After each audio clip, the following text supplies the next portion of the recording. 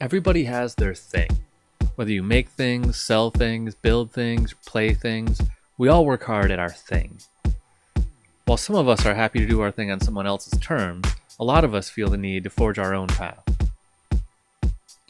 I'm a musician by training. I even earned a PhD in music. In the early 2000s, while the record companies were collapsing, I was teaching myself to start companies. I'm now a college professor with a number of successful companies and a few flops. I'm excited to share with you how I've learned, what I know, and all my experiences along the way.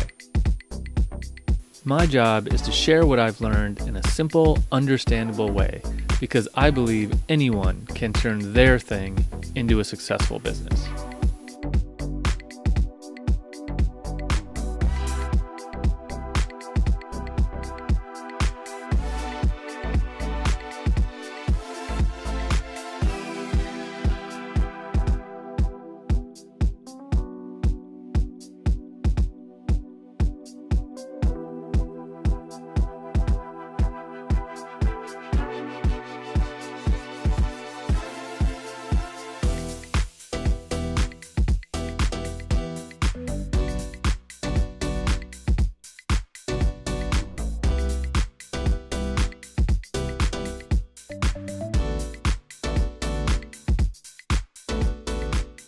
Months. So over 6 months, that's $18,594. So the reason we have this 6-month thing here is that we're still thinking startup costs, right?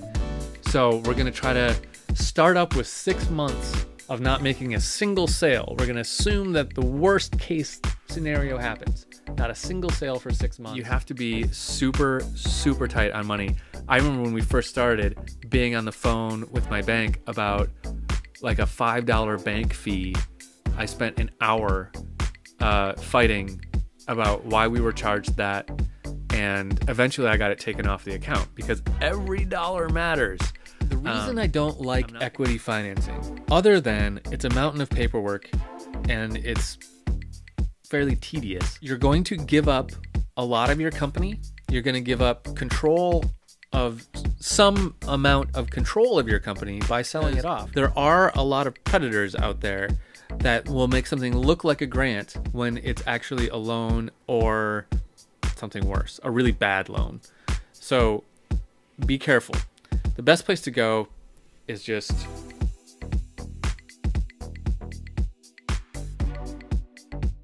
Hey everyone, welcome to Music Business Fundamentals Part 2. Funding your business. Now, if you were just watching those excerpts from a second ago, and you're thinking, how does this looks all really heavy business stuff. How does this relate to me as a musician? Well, this is not a class that's going to tell you how to sell more albums. This is not what we're doing in this particular unit of the class. Unless you want to sell more albums by making your own record label, which you absolutely should do and can do. It's not very hard, but you have to know a couple of principles just about starting a business in general. So that's really what we're going to be doing here. It's not just record labels, but anything that you want to do that is starting a company where you're going to need some money to get it off the ground, whether it's building a studio, starting a record label, launching a production company, or launching a production or a tour. These are all techniques that are really going to help you, and you really need to be understanding of as you enter that world.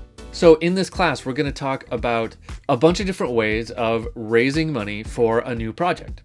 So we'll focus on equity financing first, and equity financing is like essentially it's kind of like selling stock. It's like giving away part of the profits, the future profits, for money up front.